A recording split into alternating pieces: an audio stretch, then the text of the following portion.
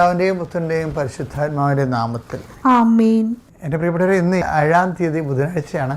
ഏറ്റു പ്രാർത്ഥിക്കുക. അമ്മേ പരിശുദ്ധമ്മേ, അമ്മേ പരിശുദ്ധമ്മേ, ദൈവമാതാവേ, കൃപാസനത്തിലൂടെ ഞങ്ങൾക്കും ഞങ്ങളുടെ ദേശത്തിനും അമ്മ മധ്യസ്ഥം തേടി തന്ന എല്ലാ അനുഗ്രഹങ്ങൾക്കും കൃപകൾക്കും ഞങ്ങളിപ്പോൾ ഹൃദയം നിറഞ്ഞ നന്ദി പറയുന്നു. അമ്മേ പരിശുദ്ധമ്മേ, അമ്മേ പരിശുദ്ധമ്മേ, ദൈവമാതാവേ, 2004 ഡിസംബർ 7-ാം തീയതി ഉച്ചകഴിഞ്ഞ് 2:30 കൃപാസനത്തിൽ സംഭവിച്ച അമ്മയുടെ പ്രത്യക്ഷപ്പെടലിനെ കുറിച്ച് തിരുസഭയ്ക്ക് സമർപ്പിച്ചിരിക്കുന്ന പഠനരേഖകളുടെ മേൽ സഭാത്മകമായ പഠനം ആരംഭിക്കുവാൻ ഞങ്ങൾ പ്രാർത്ഥിക്കുന്നു.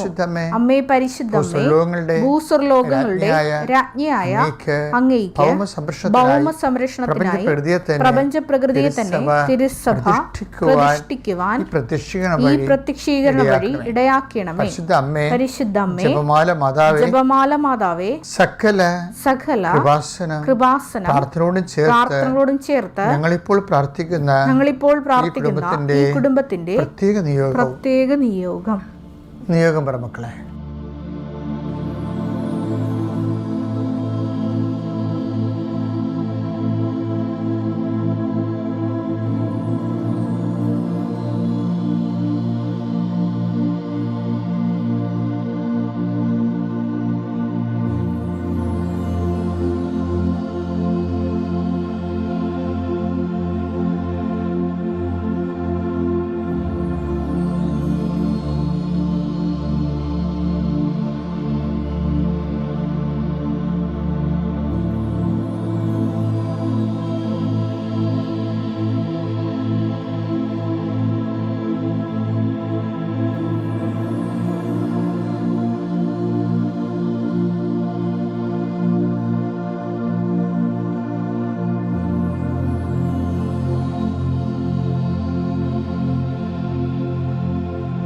അമ്മയുടെ പ്രത്യക്ഷീകരണത്തിന്റെ ഈ അനുഗ്രഹവേളയിൽ ഞങ്ങൾക്ക് സാധിച്ചു തരുവാൻ കനിയണമേ. ആമേൻ.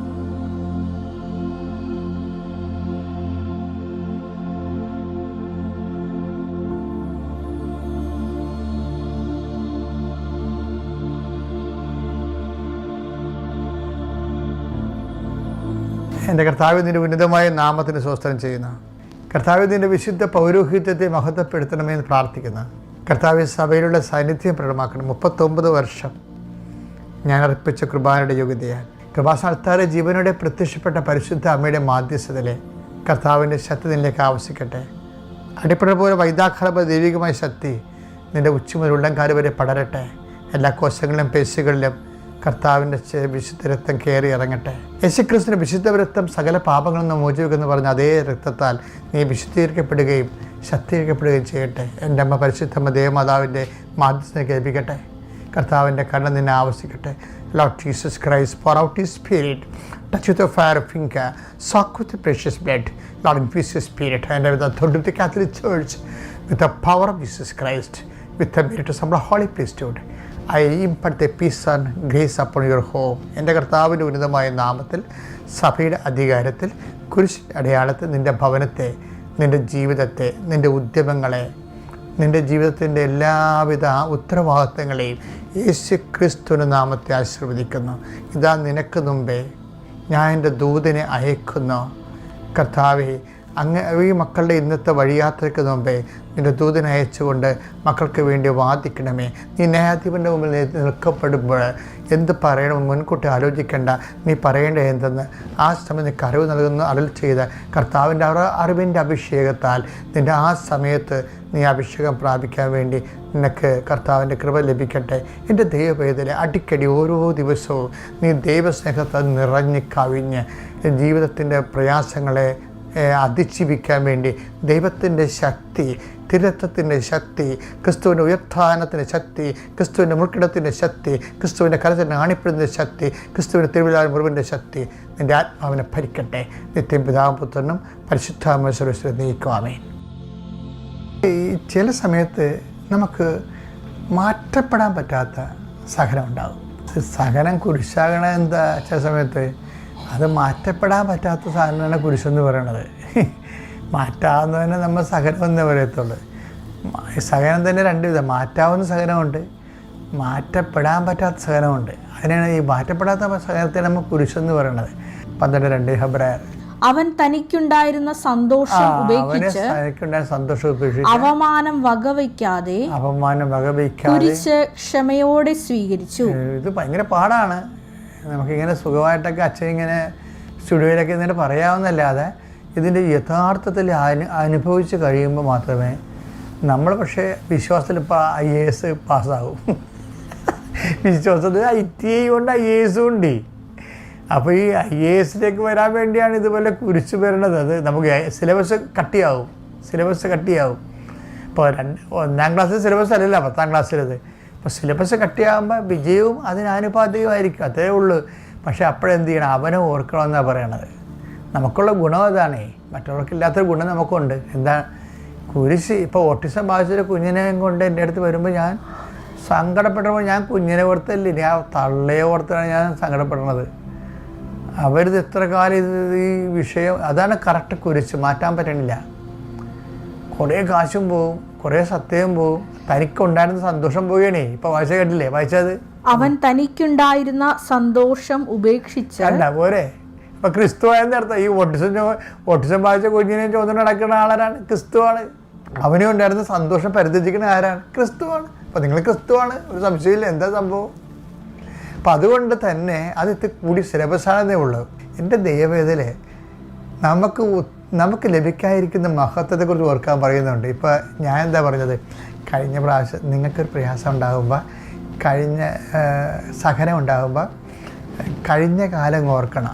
5 അപ്പം 5000 വേണ്ടി തീറ്റിപ്പോയിട്ട് അപ്പോൾ എത്ര കൊട്ടം നിറയെ ശേഖരിച്ചു. അപ്പം ഭൂതകാലത്ത് ഓർക്കണം. വർത്തമാനത്തെ കാലത്ത് ഒരു പ്രയാസം ഉണ്ടായാൽ ഭൂതകാലത്ത് ദൈവം ചെയ്ത കാര്യം ഓർക്കണം. ഭാവി കാലങ്ങളിൽ ദൈവം ചെയ്യാൻ പോണ കാര്യം ഓർക്കണം. എന്താണ് അത്? റോമ 8:18 വായിച്ചേ. നമുക്ക് വെളിപ്പെടാനിരിക്കുന്ന മഹത്വത്തോട് തുലനം ചെയ്യുമ്പോൾ, മഹത്വത്തോട് തുലനം ചെയ്യുമ്പോൾ ഇന്നത്തെ കഷ്ടതകൾ നിസ്സാരമാണെന്ന് വേറെ നിസ്സാരമാണ്. ഇതാണ്. അപ്പോൾ സുവിശേഷം ഭയങ്കര രസമല്ലേ? എന്താ കാര്യം? ഒരു വർത്തമാന കാലത്ത് സഹനം ഉണ്ടായാൽ ചില സഹനങ്ങൾ മാറ്റപ്പെടാൻ പറ്റും, ചില മാറ്റാൻ പറ്റത്തില്ല, ചില കുരിശാകും. അപ്പോൾ ഹെബ്രായർ 12:2 വർക്കൗട്ട് ചെയ്യും. പിന്നെ എന്ത് ചെയ്യും? കുരിശിനുള്ള ഗുണം എന്താണ്? ഭാവി ഇൻഷുറൻസാണ്. നമുക്കൊരു സഹനം എന്ന് പറയുന്നത് നിത്യതയുടെ ഇൻഷുറൻസാണ്. എന്താ കാര്യം? നമുക്ക് വെളിപ്പെടാനിരിക്കുന്ന മഹത്വത്തെക്കുറിച്ച് ഓർക്കുമ്പോൾ ഇത് നിസ്സാരമാണെന്ന്. ഇത് ആരാണ് എഴുതിയിരിക്കുന്നത്, പറഞ്ഞിരിക്കുന്നത്? പൗലോസ് ആ അൾസർ പിടിച്ച് പൊടൽ പഴുത്ത് കുഞ്ഞ് താഴെ വീണ കാലത്താണ് ലുക്കായോട് പറഞ്ഞത്, ലുക്ക റൈറ്റ് ഡൗൺ കർത്താവ് എന്നെ കാണിക്കണേ, കണ്ടില്ലേ ഞാൻ എൻ്റെ അൾസറിനെക്കുറിച്ചല്ല ചിന്തിക്കുന്നത്, നമുക്ക് വെളിപ്പെടാതിരിക്കുന്ന മഹത്വത്തെക്കുറിച്ചാണെന്ന്. അപ്പോൾ ഉടനെ ലുക്ക എഴുതും. നമുക്കെന്ന് പറയുമ്പോൾ പുള്ളിക്കാരൻ അൾസർ കയറി തല മന്നിച്ചിരിക്കുകയാണ്. അപ്പോൾ പിന്നെ ചോദിക്കും, പിന്നെ എന്താണ് ഗുരുവേ? പിന്നെന്താ അപ്പോസ്തല നമുക്ക് വെളിപ്പായിരിക്കുന്ന മഹത്വത്തെക്കുറിച്ച് അപ്പോഴും കർത്താവ് വെളിപാട് തന്നുകൊണ്ടിരിക്കുകയാണ്. അപ്പോൾ അതുകൊണ്ടാണ് പറയുന്നത് വെളിപാടിൻ്റെ ആധിക്യമാണത്. ആധിക്യം ഇതാണ്. എന്താണ് ഈ അൾസർ പിടിച്ചിങ്ങനെ ചെമ്മീൻ കുഞ്ഞിനോ കൂഞ്ഞിരിക്കുമ്പോഴും ലൂക്കായ്ക്ക് ഡിക്റ്റേറ്റ് ചെയ്ത് കൊടുക്കും. നമുക്ക് വെളിപ്പെടായിരിക്കുന്ന മഹത്വത്തെക്കുറിച്ച് ഓർക്കുമ്പോൾ അത് ഓർക്കാൻ പറഞ്ഞിരിക്കുകയാണ്. ഇന്നത്തെ കഷ്ടതകൾ തുലോ നിസ്സാരമാണെന്ന്. അതുകൊണ്ട് പൗലോസ് പറയും, ഈ ഞാൻ നല്ല ഓട്ടോടി വിശ്വാസം സംരക്ഷിച്ചു, നീതിയുടെ കിരീടം എനിക്ക് സൂക്ഷിച്ചിരിക്കുന്നു, അതും അവരെഴുതി വെക്കും. വിശ്വാസത്തിൻ്റെ ജീവിതമാണെന്ന് കൊടുത്തേക്കണം. അത് ലോകായിക ജീവിതമല്ല. ഇപ്പം നമ്മുടെ മുമ്പിൽ ഒരു വർത്തമാന കാലത്തൊരു സഹനം വന്ന കുരിശ് വന്ന രണ്ട് സമീപനമാണ്. ഒന്ന്, കഴിഞ്ഞ കാലങ്ങളിൽ സഹായിച്ച ദൈവത്തെ ഓർക്കണം. പിന്നെ ഭാവി കാലങ്ങളിൽ സഹായിക്കാൻ പോണ ദൈവത്തെ ഓർക്കണം. എന്ത് ചെയ്യണം? സന്തോഷത്തോടെ മുന്നോട്ട് പോകണം. ചിലപ്പോൾ സന്തോഷം വെടിയുമെന്ന് പറഞ്ഞിട്ടില്ലേ? അവൻ തനിക്കുണ്ടായിരുന്ന സന്തോഷം വെടിഞ്ഞു എന്നല്ലേ? അതൊക്കെ എന്നൊരു വർത്തമാനമാണ്. ഇങ്ങനെ ക്രിസ്തു അല്ലാതെ ആര് ചെയ്യും? ക്രിസ്തു എല്ലാമാണ്, എല്ലാവരിലുമാണ്. ദൈവം നിങ്ങളെ ക്രിസ്തുവിനെ സ്വീകരിക്കുക, സന്തോഷത്തോടെ ജീവിക്കുക. ആവുന്നത്ര സന്തോഷം. ഭൂമിയുടെ സന്തോഷമുണ്ട്, സ്വർഗത്തിൻ്റെ സന്തോഷമുണ്ട്. ഭൂമിയുടെ സന്തോഷം കെട്ടുപോകും, സ്വർഗത്തിൻ്റെ സന്തോഷം കെട്ടുപോകത്തില്ല. Thank you.